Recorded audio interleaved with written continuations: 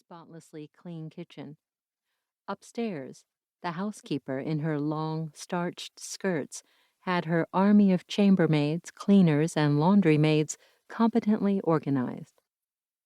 Standing rigidly erect on the wide flight of steps in front of the hotel, attired in the deep cobalt blue uniform that Karl's wife Ricarda had chosen as the house colors, their brass buttons gleaming in the afternoon sun and their top hats erect, two commissionaires were on watch for the important guest.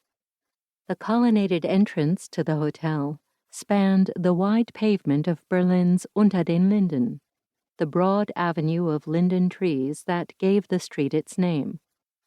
Some citizens had protested that Jochum had appropriated municipal property in extending the portico of his hotel to the curbside, but the emperor had waved their objections aside.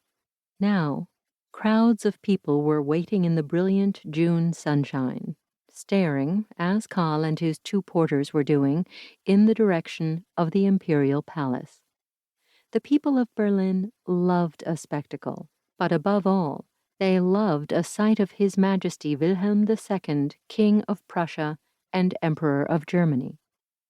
His Majesty was scheduled to arrive at the Hotel Quadriga at 4 o'clock, and already it was 30 minutes past, a fact not wasted upon the good-naturedly bantering crowd, who were passing the time calling out ribald comments to the immobile commissionaires and to each other.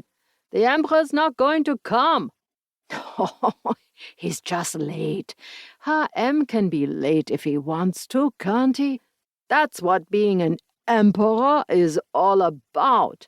How would you know what emperors can do? I saw him riding in the Tiergarten the other morning. He stopped and asked me how I was. Ach, that's nothing new. I was, look at that character there in his uniform. Thinks he's a blooming general. More like my old sergeant major. They say you can eat anything you want at the Quadriga. Did you know the baths are made of solid gold? Rubbish. Nobody would waste their money on solid gold baths, not even an Austrian. Jochum was born in Berlin, wasn't he? Yes, but his father came from Vienna. Well, your old man came from Silesia, didn't he? All true Berliners come from Silesia, my friend. It cost 10 million marks to build this hotel. The beds alone cost 2,000 marks each. Their voices were drowned by loud cheers and waving handkerchiefs. His Majesty! The Emperor! Karl breathed a deep sigh of relief. If the Emperor had failed to turn up, he would never have been allowed to forget it. Word would have spread like wildfire around Berlin that Jochum's supposed friendship with the Kaiser was nothing more than a fabrication, a pack of lies. After all, what was he but the son of a Viennese sweetmaker and an ex-private in the 1st Brandenburg Guards?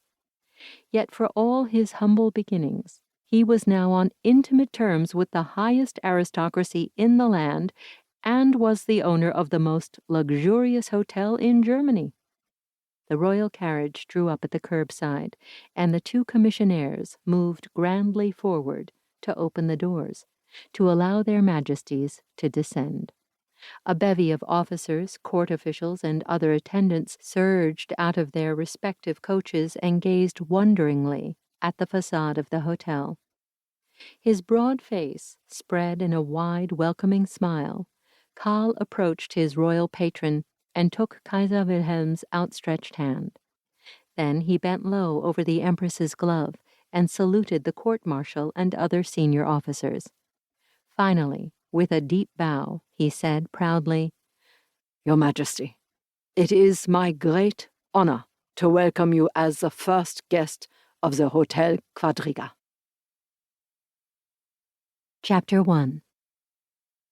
Under the Brandenburg Gate they rode and marched in triumphant procession, that glorious morning in June 1871, rank upon rank of soldiers in full-dress uniform, the finest cavalry, infantry, and artillery regiments of the world. Their helmets gleamed, their plumes danced, their lances shone, and their cuirasses flashed. In strict tempo,